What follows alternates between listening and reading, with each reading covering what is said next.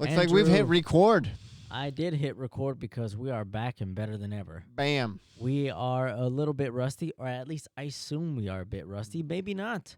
I feel excited. I'm extremely I'm just happy, dude. I'm just so happy to finally be back at the table. Same. Yeah. Coming to the Table podcast, C2T. Yeah, and the truth is nothing. It had nothing to do with you. It always had to do with me, and so I want to just give shout out to Enrique for being so patient. I'm glad you said that because I was about to point fingers. No, yeah, you're a guy that throws other people under the bus. That sounds like Now the truth is coming out. out. That is not even It always close to comes true. out at the most unlikely of places. Inconvenient but we are time. here at the table. To whoever's listening, we are so happy that you are joining us. My name's Enrique Martinez. I am one of your co-hosts. I am joined by a good friend of mine, Andrew Sheldon. And I'm also very delighted and excited to be here. It's a great opportunity for just ministry and being able to come and be a part. And that would be included anyone that's listening on our voice or watching this podcast. I just feel like it's a true honor. So so we welcome you 100% to anybody who's listening. Like we say, we are super thankful, and we hope that this message speaks to you in some way. And I'm excited to hear it. So lay it out for us, Andrew. Yeah, come to the table.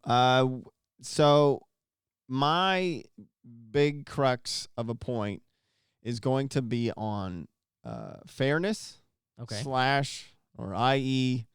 equality. And I think this is just a timely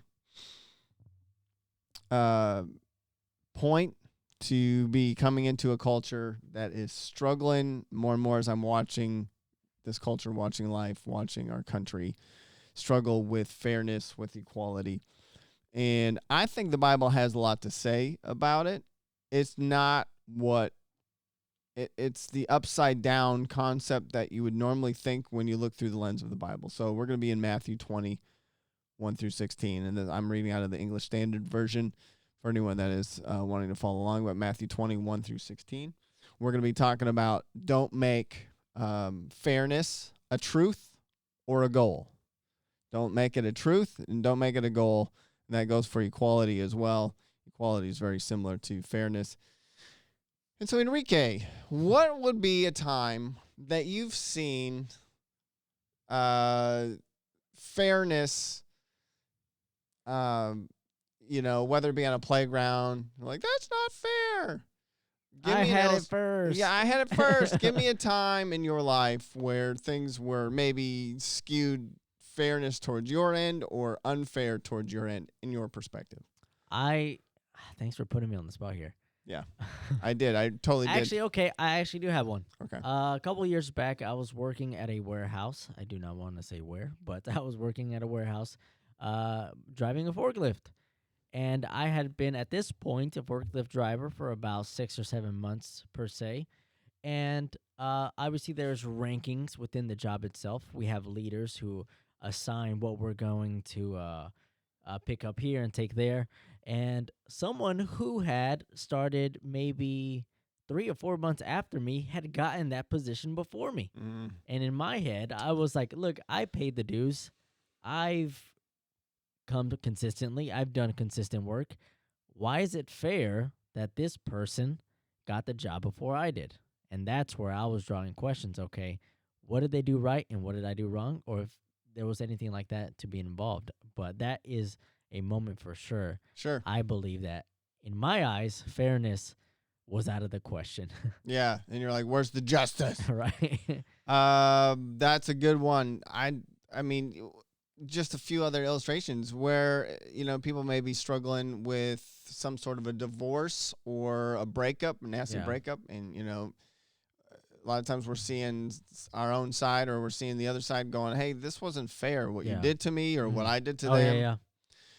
There's the business fairness, like being treated fairly in business. Yeah. You just mentioned on the job.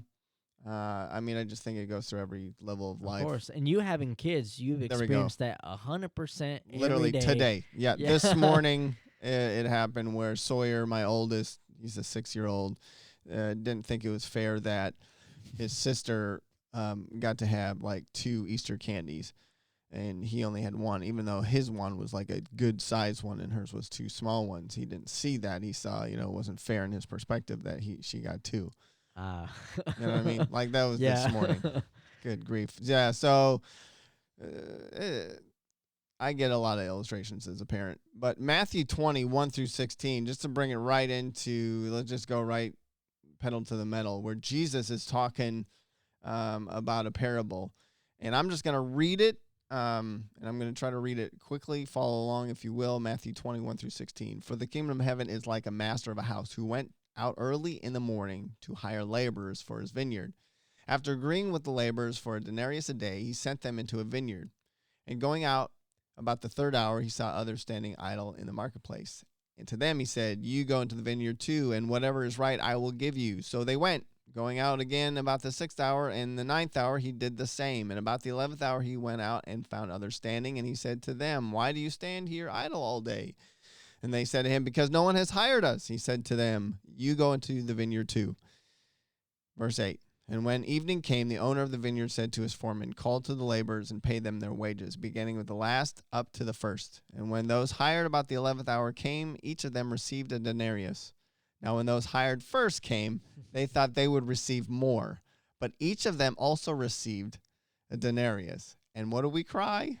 Not fair. Jesus, this is not fair. This is not equal. Verse 11, and on receiving it, they grumbled at the master of the house, saying, these last worked only 1 hour, and you have made them equal to us. There's the equality, right? There's the fairness. You've made them equal to us, who have borne the burden of the day and the scorching heat. But he replied to one of them, friend, I am doing you no wrong. Did you not agree with me for a denarius? He's not wrong. Take what belongs to you and go. I choose to give to the last worker as I give to you. Am I not allowed to do what I choose with what belongs to me, or do you begrudge my generosity? Talk about, ouch. You're like, your generosity. Putting him in his place, huh? Well, yeah, but he's like, your generosity is not generous to me. It was generous to the guy who only worked an hour, but it was not to me. I'm not, again, time out, Jesus. This isn't fair. But Jesus is a generous God, and he's proclaiming himself in this passage to be a very generous God. Yeah. And when things are, in our perspective, not fair, just like these laborers are saying, it's the same idea. It's that same attitude. It's the same, our perspective of fairness. And then he ends with this, or I end with verse 16 here. It says, the last will be first and the first last. And it's that upside down kingdom mindset. And so when we put this topic of fairness or equality in our culture today, and we put it in the lens of the Bible and what Jesus would say about equality, I think it's just very hard as a human to go, wait a minute, this isn't fair, and we need to go after fairness as a truth or a goal. And Jesus simply says, no. I'm the truth and I'm the goal. That's right. That's really kind of at the end of the day, it's not he puts it into perspective, the person himself versus what we consider to be fair. And that is where we've got to turn our attention to as a believer in Jesus. We turn our attention to his goalpost and his standard and his truth, and it's him versus what we in our perspective is. And we got to remember his ways are higher than our ways. So let's put that in him. And I think through that, what happens is the fruits of the Spirit really begin to be born off of our life. We actually have contentment. We begin to understand what peace is. Even though maybe someone has more than us in our perspective, it is way much more of a way to live life with the fruits of the Spirit than it is in that grievance or that frustration, tension of I don't have what they have. Yeah. And going back to what you just referenced to not chasing truth as a goal, just to kind of amplify on that, because if we're one of the laborers right there who's complaining, be like, look, I worked all day, it's kind of like chasing ghosts, because if you leave it up to the individual to decide what is the truth and what is truth, then everybody's going to be chasing a different ghost, and we're never really going to get there. Yep. So the focus point has to be Jesus, because he doesn't change. He's the same today, yesterday, and forever.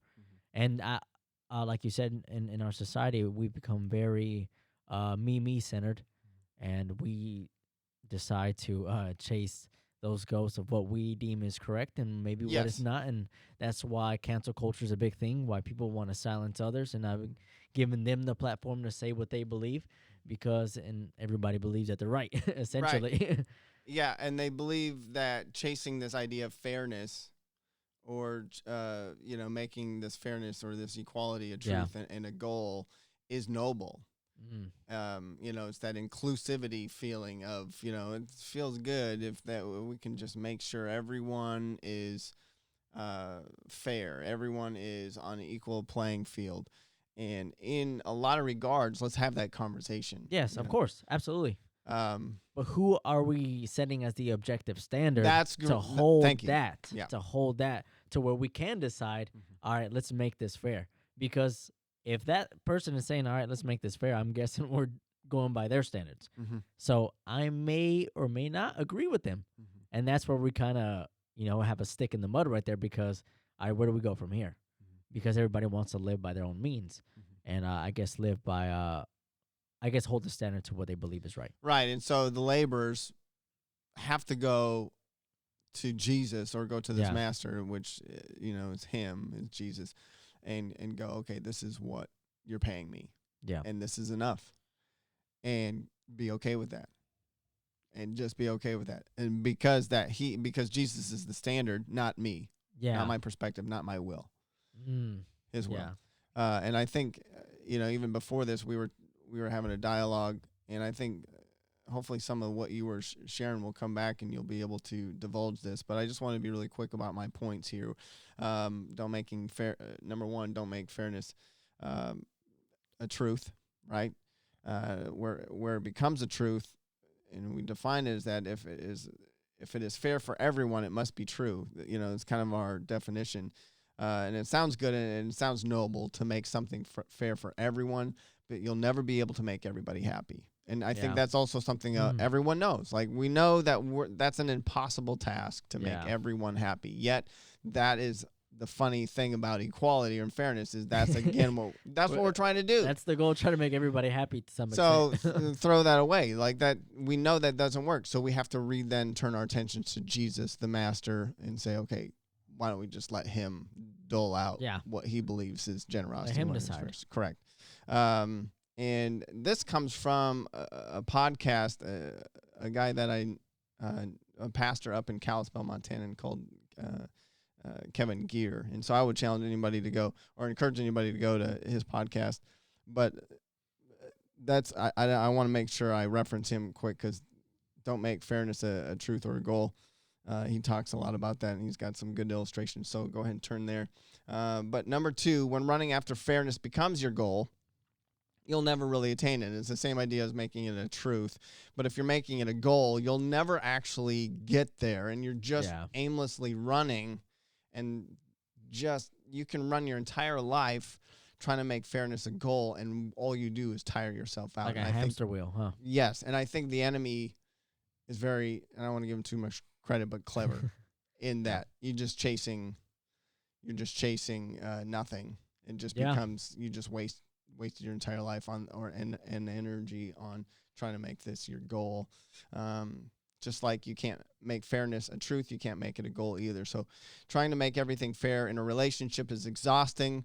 Just ask any type of divorce lawyer, for my illustration of this. Divorce lawyers, I can't imagine what they see and what they hear, but that's the same idea, right? When you're going through a divorce, God forbid, devastating, heart-wrenching stuff. Some today I've heard like, oh, it's the best thing we've ever done, but there's so much loss of relationship and loss of energy there that you don't get back. Yeah. And if we can just be the realist in the room, right. You don't get that back. 100%. And so often those divorce lawyers are trying to make things fair, and it's just ugly. A lot of times kids, it's just a mess. And so don't even try to make it your goal. It's not where you want to run towards. So when making fairness or equality a truth or a goal, it's so easy to get offended when you do those things. And offense brings a wedge between you and people, the very Yeah. people that God is actually calling you to love. And that's why I think the enemy has a very big Man, let's go, dude. and in this, to kind of come to an ending for my life and my story is being a pastor, where my position and my wife's position was dissolved because of a lead pastor, and how, I don't need to get into all the details, but when that takes place, I can cry out, and I did, and I do at times, like, God, this isn't fair. So I don't want to preach at this saying I'm walking with you. I'm walking with anyone that's dealing with the ideology of, like, that's not fair. I'm seeing injustice. Yeah. I'm seeing, this equality. They're getting way more and better treatment. And so we need to have those conversations. I don't want to, dissuade you from having those conversations. My point is that through it all and through these conversations, we got to swing the pendulum back to true north. We got to swing it back to the center where Jesus is, and we got to point to him being the truth and being the goal in which we're running towards, right? Not our perspective of what we believe fairness and equality is. And I would just turn our attentions to Philippians 2, 1 through 8. Excuse me, apologize.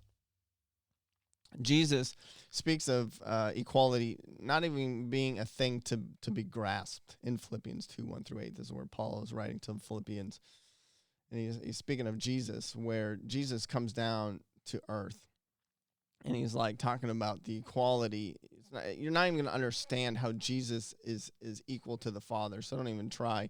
And the same idea is, don't even try to make everything equal in your perspective. Like, it's going to be way too, you're going to be just chasing your wheels. So anyway, all of that to come down to my utmost first highest is incredible devotional. And gosh, this is really bad. You're going to have to put this in post. I can't remember the author. I'll put it in post. Yeah, put it in post. Many of us are faithful to our ideas about Jesus Christ, he says. But how many of us are faithful to Jesus himself? This is really what I'm trying to say through all of my fairness rambling. Faithfulness to Jesus means that I must step out even when and where I can't see anything. But faithfulness to my own ideas means that I first clear the way mentally. Faith, however, is not intellectual. Understanding faith is a deliberate commitment to the person of Jesus Christ, even when I can't see the way ahead. And that's really where it gets difficult. Man, I tell you. So what you were talking about, the will of God earlier. Do you remember what that was surrounding? Like, what was that? You were talking about the will of God and coming back to our perspective and our will versus God's will. Well, yeah, because the will of God, it requires and demands submissiveness. That's Right? the word. That's the word. 100% surrender. That's and good. what happens is that we fall into this place where we're halfway in, halfway out.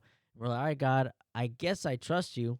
And then we have this idea of the way we think our life's supposed to go.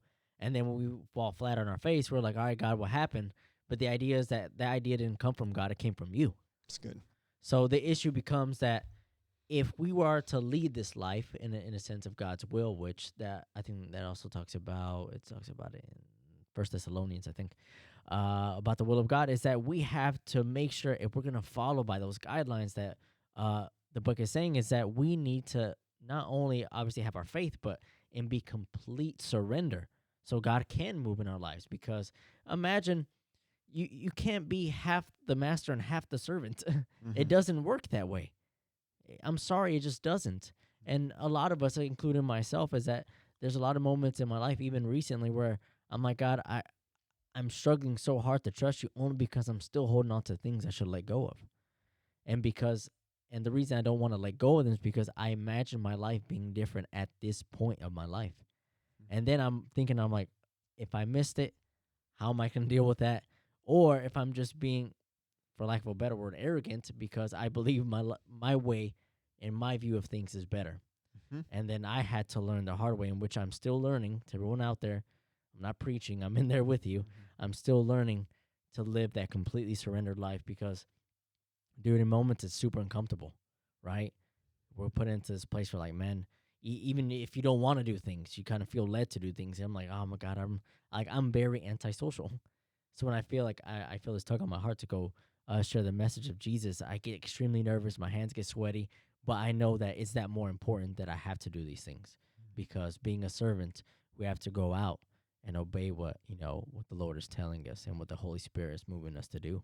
Yeah, the surrender, submission, what you just shared, though, those are never popular words. Absolutely But I not. think those are the words to use, the antidote to the understanding of fairness and equality Yes, would be surrender and surrender. submission. Yeah. Exactly. And that's, okay, good. So I'm glad you remembered that is 100% the antidote, man, as far as I can tell. And I'm working on that myself whenever I have to go back to that situation and praying about, all the stuff that happened and the complete trajectory change of my life after Yeah. my position was dissolved. You know, crying out to the Lord, not fair, not fair, not fair. Yeah. Is good and is coming to him in a great way. But in what you just shared, that's what he's like reverberating, talking back and saying, Andrew, surrender, Andrew, surrender, Andrew, surrender, Man. Yeah. And that's what those guys who worked all day, I mean, either they had an attitude of surrender and submission and understood, what the master did, Yeah. or they went away with an attitude and hardened hearts. Because right then and there in that moment, you could see the offense that they were taking. And that's where the offense happens to the enemy's point then, which very much puts a wedge in between you and that person that actually God is wanting you That's to right. love. And see Yeah. that his generosity that was given that day. You've totally missed Yeah. the actual generosity that God did or that master did because it wasn't fair on your part. That's good, man. You actually miss the goodness and the faithfulness of God when you make it about yourself. And that's so easy to say right now. Oh, yeah.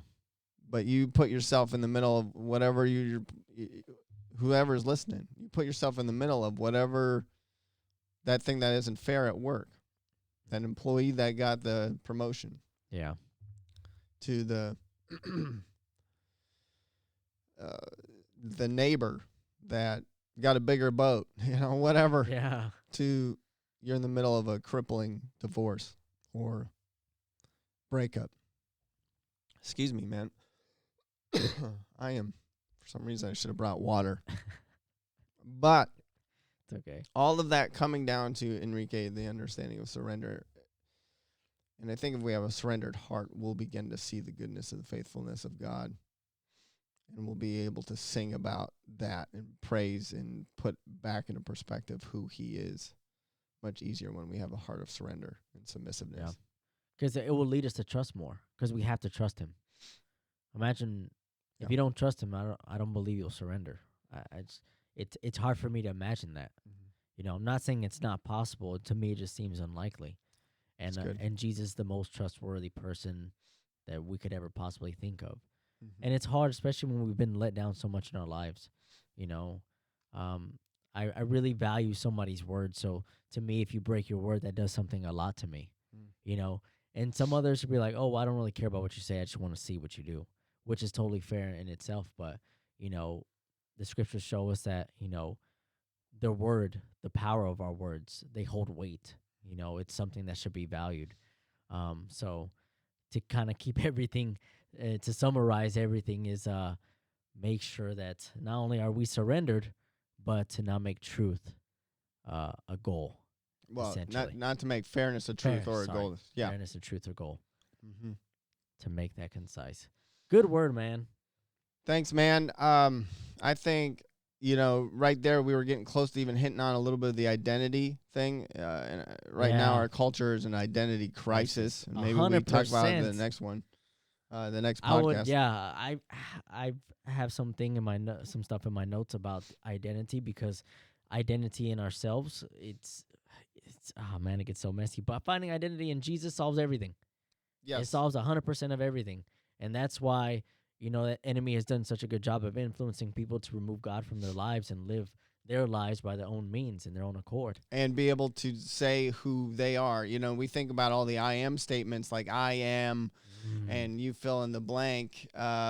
We have a lot of those people out there right now saying I am part of the LGBTQ. That's who I am. Yeah. I am a businessman. I am Yeah.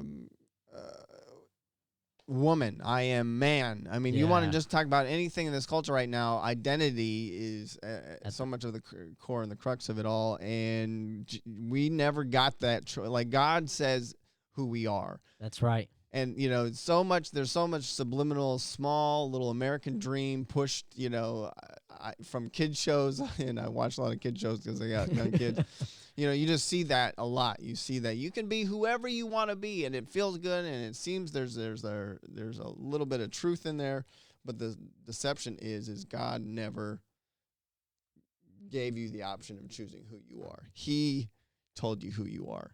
Exactly. And maybe that'll be our next podcast and really talking about identity and Yeah, how we God definitely have calls to us dive that. into that because I think there's a lot that needs to be said about that certain topic. So Absolutely. great message, Andrew, for sure, man. But yeah, just to put a nice bow on that, I mean, really, the identity, the concept of chasing after that equality in our identity, again, that God never gave us that choice in the sense of fairness and equality. You got to place it in Him. So let's just put it right back into the understanding of our fairness and equality topic today. You got to place your whole fairness, your will, your identity, your understanding who you are. You got to place it in Him, and that's where the antidote you talked about, surrender, was Boom. key. Yeah. Stamp it. Love it. Thank you for sharing that with us, Andrew. That was fantastic. I'm definitely gonna try to soak that in as the time goes on. Awesome. Whoever's listening and watching us, if you're watching us on YouTube or if you found us on TikTok, we just want to say thank you again. We always want to show how appreciative we are to for you guys to tune in and really sit down at the table with us. Excuse me. So we just thank you, and we're super excited that you're coming along this ride with us, and hopefully, sooner than later, Andrew, we'll get to the next one. I think sooner. Yeah. Sooner than later, and we can finally get this train chugging, and moving along, and get some of these words out. Train chugging. Train chugging. Awesome. Well, thank you to you as well, Enrique, and thanks for all that's listening. And until next time. Till next time, guys. Come to the table.